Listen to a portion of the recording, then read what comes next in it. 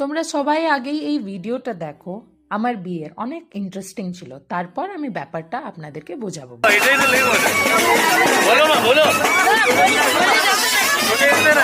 ব্যাপারটা হচ্ছে যে আমার মা বাবা আর ভাই ফুললি এক্সাইটেড ছিল নিজের জামাইকে ওয়েলকাম করার জন্য।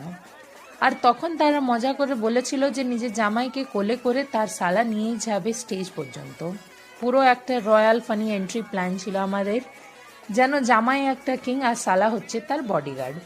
কিন্তু সেটা আর হয়ে উঠল না। আমার বর তো ওই কথা শুনেই হাত তুলে দিয়েছে। মুখে সেই ভাবটা দেখলে আমার অনেক হাসি পায় এখনো। পুরো মোমেন্টটা এখনো যখন আমরা ভিডিওটা দেখি, আমার বর নিজেই দেখে নিয়ে আমাকে সব সেই গল্পগুলো আবার আবার করে বলে দেয়। আর যখন সেই ভিডিওটা আবার দেখলাম, মনে হচ্ছিল যে এই ছোট ছোট গল্পগুলোই এই বিয়ের সবচেয়ে বড় উপহার। তোমরা সবাই আগেই এই ভিডিওটা দেখো। আমার বিয়ের অনেক ইন্টারেস্টিং ছিল, তারপর আমি ব্যাপারটা আপনাদেরকে বোঝাবো।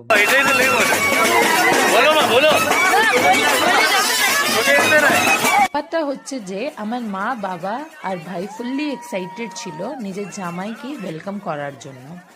আর তখন তারা মজা করে বলেছিল যে নিজের জামাইকে কোলে করে তার সালা নিয়েই যাবে স্টেজ পর্যন্ত।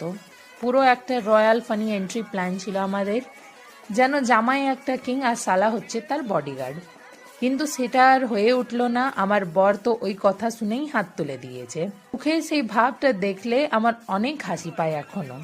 পুরো মোমেন্টটা এখনো যখন আমরা ভিডিওটা দেখি, আমার বর নিজেই দেখে নিয়ে আমাকে সব সেই গল্পগুলো আবার আবার করে বলে দেয়। আর যখন সেই ভিডিওটা আবার দেখলাম, মনে হচ্ছিল যে এই ছোট ছোট গল্পগুলোই এই বিয়ের সবচেয়ে বড় উপহার।